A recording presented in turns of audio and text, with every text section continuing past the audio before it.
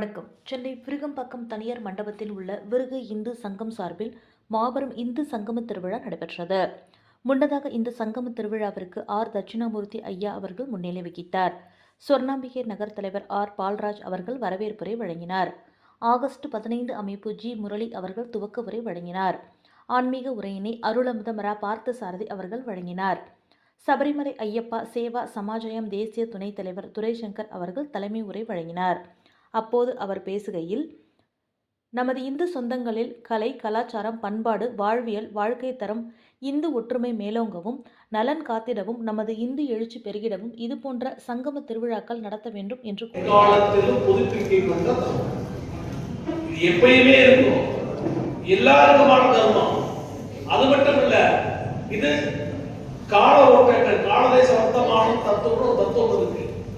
அந்த கால தத்துவத்தினுடைய கால சுழற்சியினுடைய அடிப்படையிலே காலத்துக்கு ஏற்றவாறு தன்னைத்தானே புதுப்பித்துக் கொள்ளக்கூடிய சக்தியும் இந்த தர்மத்துக்கு உண்டு.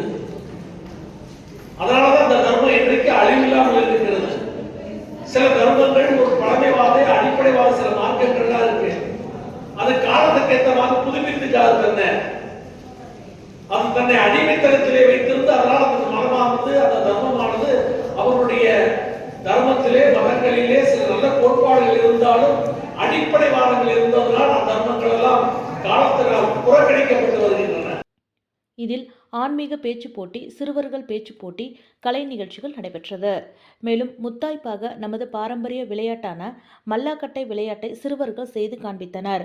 கலை நிகழ்ச்சி மற்றும் இதர போட்டிகளில் வெற்றி பெற்றவர்களுக்கு திரைப்பட இயக்குனர் பேரரசு விருது மற்றும் பொன்னாடை வழங்கி திருக்குறள் புத்தகங்கள் வழங்கி கௌரவித்தார்.